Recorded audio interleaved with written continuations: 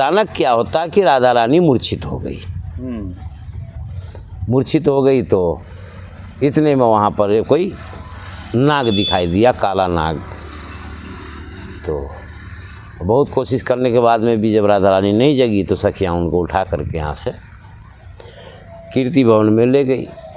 वहाँ पर बड़े बड़े हकीम वैद्य सब लगे उपचार करने के लिए, लेकिन कोई सांत्वना नहीं मिली।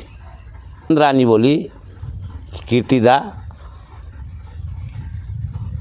आप अपनी छोरी को हाथ मेरे छोरा के हाथ में दे दो, या संबंध को मांगवे की ताई आई हूँ। तो एकदम सुनते ही कीर्ति रानी भी भड़क गई। अरे कहाँ तो तुम्हारे कारो उल्टो कनुआ और मेरी हीरा सी है छोरी, मैं ऐसे कैसे ब्याह कर दूंगी। और दूसरी बात ये कि तुम्हारा छोरा तो चोर भी है, पूरे गांव में बदनामी हो रही, वाकई तो हल्ला है कि वो तो चोरी कर तो डोले। तो मैं तो नहीं दूंगी अपनी छोरी, तुम बुरा मानो चाहे भला मानो। सभी भक्तों को राधे राधे। मैं कृष्ण गोपाल शर्मा एक बार पुनः आपका स्वागत करता हूं आपके अपने चैनल ब्रज माधुरी में। भक्तों, हम आपको ब्रज के निरंतर दर्शन कराते रहते हैं। ब्रज में जो गुप्त स्थान है, सुंदर स्थान है, उन सभी के दर्शन कराते रहते हैं। इसी क्रम में आज हम आपको एक बहुत ही सुंदर से स्थान के दर्शन कराएंगे, जहाँ पर हमारे ठाकुर जी भगवान श्री कृष्ण और राधा रानी फूलों से खेला करते थे। वह स्थान कहाँ पर है और उस स्थान की क्या लीला है, वो सब आज हम आपको बताएंगे। सबसे पहले इस स्थान की लोकेशन के बारे में आपको बता दूं। ये स्थान नंदगांव से 2 किलोमीटर की दूरी पर गिढ़ो के पास में स्थित है, जहां पर ठाकुर जी ने बहुत ही सुंदर लीला की थी।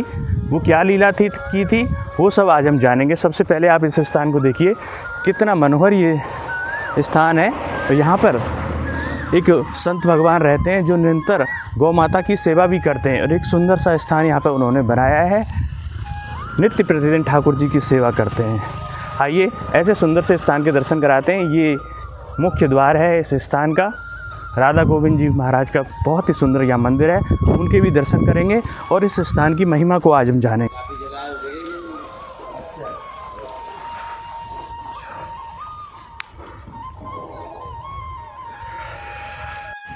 बड़ी ही सुंदर छवि के दर्शन आप कर रहे हैं। श्री राधा गोविंद देव जी महाराज के बहुत ही अद्भुत दर्शन हैं। और भक्तों, हम जब यहाँ पर आए हैं तो गौ माता की सेवा भी लेके आए हैं। गौ माता के लिए खल आटा की सेवा हम यहाँ पर कर रहे हैं। यहाँ पर बाबा महाराज गौ सेवा भी करते हैं, उनके लिए यहाँ पर हम सेवा लेके आए हैं। ये बहुत ही गुप्त स्थान है, जंगल में एक स्थान है जहाँ पर बाबा ठाकुर जी की सेवा करते हैं, साथ ही साथ गौ माता की सेवा करते हैं। तो उनकी सेवा लेकर आज हम यहाँ पहुँचे हैं।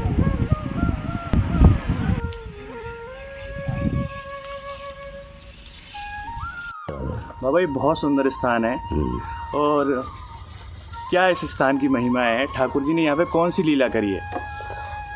राधे राधे। ये फुलवारी कुंड है। अच्छा। नंद बाबा के फूलों के बगीचा है। इस कुंड में कमल के फूल होता था, और इस बगीचे के अंदर फूल तरह तरह के। नंद भवन के लिए सेवा फूलों की यहीं से जाती थी। जब ठाकुर जी यहाँ पर विराजमान थे वर्तमान में, उस समय राधा रानी उधर से आ जाती थी, कन्हैया इधर से आ जाते थे, अथवा कन्हैया अपने दाऊ जी के साथ में, ग्वाल वालों के साथ में यहाँ आते थे। अपने जैसे हम लोग बगीचा में घूमते फिरते हैं, ऐसे घूमते फिरते भी थे। तो ये तो इस स्थान के जो आधिकारिक महिमा है नंद बाबा के द्वारा, ये नंद भवन के सेवा के लिए। ये ठाकुर जी की लीला स्थली भी है। अच्छा। यहाँ पर श्याम सगाई की योजना बनी है। अच्छा।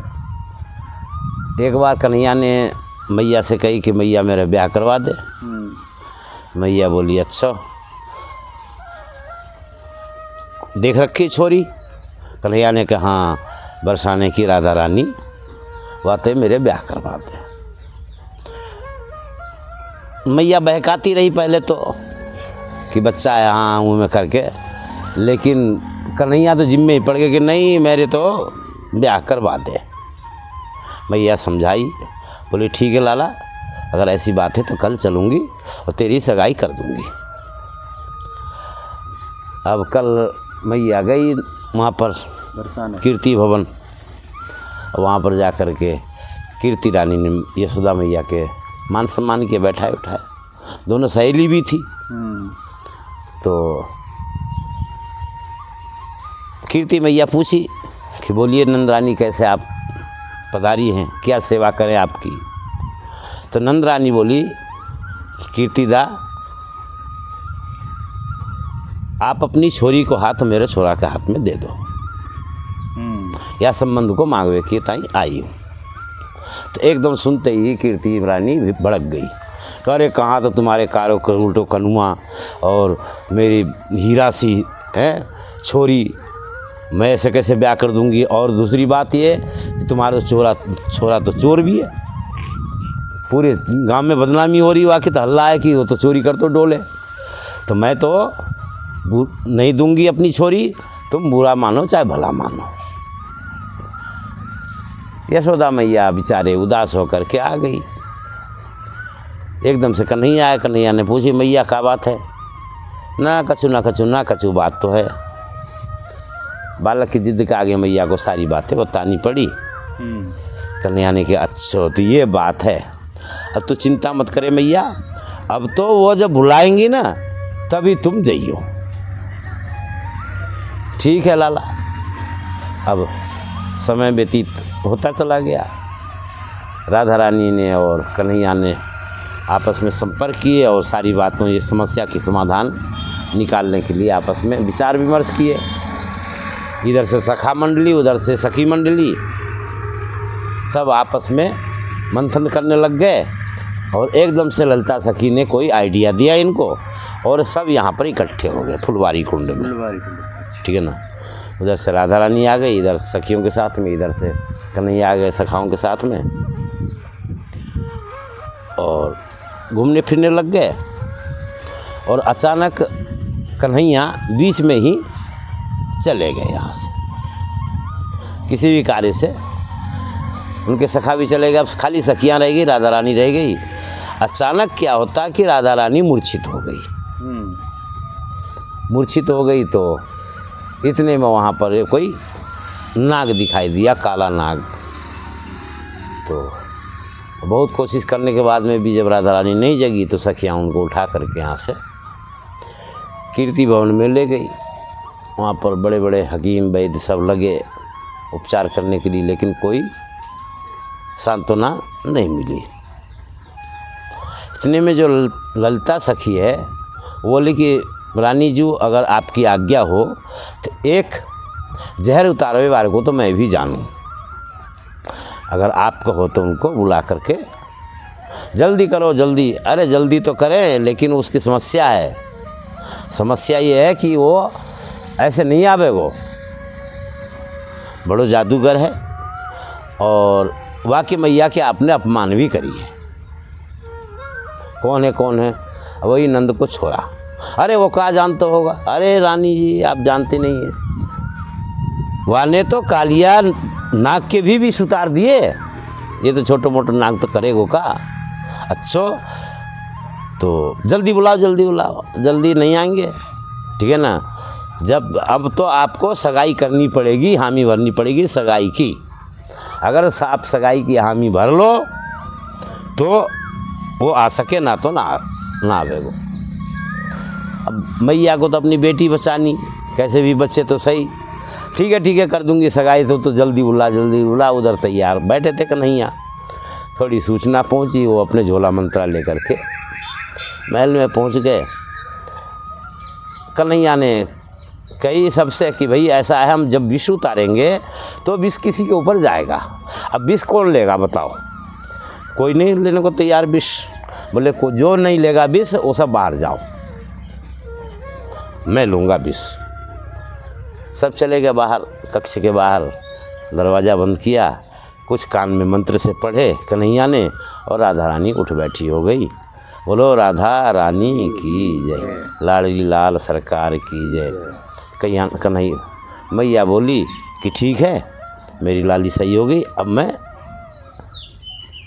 टीको कर दूंगी। फिर सूचना पहुंची नंद भवन में, यशोदा मैया के पास में निमंत्रण आया। यशोदा मैया पूरे साजो सामान के साथ में अपने परिवारीजनों को साथ में लेकर के वहाँ पर श्याम सगाई संपन्न करवाई। कहने का ये है कि ये ठाकुर जी की लीला स्थली है। ठाकुर जी ने अनेक प्रकार के यहाँ पर लीला की है। बोलो राधा रानी की जय।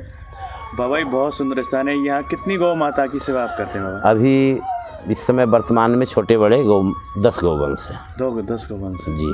पहले बीच में ज़्यादा हो गई थी, अच्छा 20-25 हो गई थी, लेकिन क्या है कि अभी यहाँ पर जल भराव की स्थिति बन जाती बरसात में। हाँ। ठीक है ना।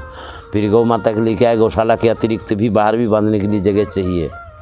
तो हम उस समय बरसात में हमारे पास पर्याप्त स्थान था नहीं, तो हमने बड़ी गौशाला है नंदगांव में, तो उसमें कर दिए थे। अब जी उतनी गाय हैं जो अभी इस समय हम अब यज्ञशाला में ऊंची जगह थोड़ी सी वहाँ बांध देते हैं। धीरे धीरे जैसे व्यवस्था होगी तो अब गौ माताएँ तो बहुत रख लें, लेकिन अब क्या उनकी व्यवस्था की बात है ना। जी जी। और आप सेवा लेकर के आए हैं, बहुत अच्छी बात है। अभी जंगल में तो कौन आता है, यहाँ पर कोई आता भी नहीं। बहुत सुंदर स्थान है बाबा। स्थान कहाँ से पधारे आप? बस। और भक्तों, आपने सुना किस तरह से बाबा ने ठाकुर जी की बहुत सी सुंदर सी लीला बताई। हमने और आपने शायद कभी ऐसी लीला सुनी हो कि ठाकुर जी ने ऐसी सुंदर लीला भी यहाँ पे की थी। ऐसा गुप्त स्थान है ये। आइए इस सुंदर से स्थान के और आपको दर्शन कराते हैं। यहाँ पे जो गौ माता रहती है उनके आपको दर्शन कराते हैं। ये देखिए कितनी सुंदर व्यवस्था बाबा ने कर रखी है। ऐसे ब्रज के छोटे छोटे गुप्त स्थान हैं जहाँ पर बहुत शांति है, बहुत आनंद आता है। आइए आपको यहाँ की सुंदर सी गौशाला के दर्शन कराते हैं। ये बाबा ने एक गौशाला बना रखी है।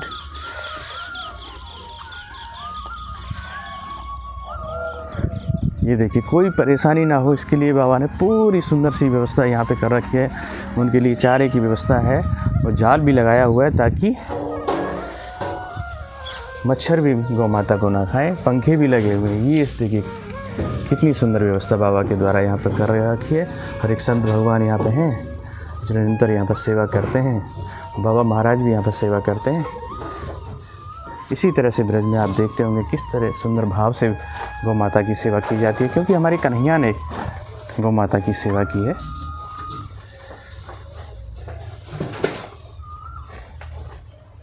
जय हो गौ माता।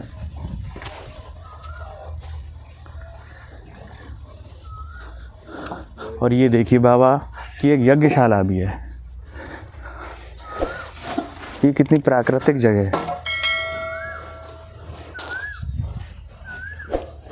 ये देखिए बाबा की यज्ञशाला, यहीं पे बाबा यज्ञ करते हैं। ऐसी सुंदर सा स्थान है। आपका कभी बरसाना और वृंदावन या बरसाना नंदगांव कभी आप आएँ तो ऐसे सुंदर से स्थान के दर्शन अवश्य करके जाएं। भक्तों, आज हमने और आपने दर्शन किए बहुत ही सुंदर से स्थान के फुलवारी कुंड के श्रीधाम नंदगांव से। आप सभी को वीडियो कैसा लगा ज़रूर बताएं, कमेंट करें और ज़्यादा से ज़्यादा हमारे चैनल को सब्सक्राइब करें। श्रीधाम नंदगांव से आप सभी को राधे राधे, जय श्री कृष्णा।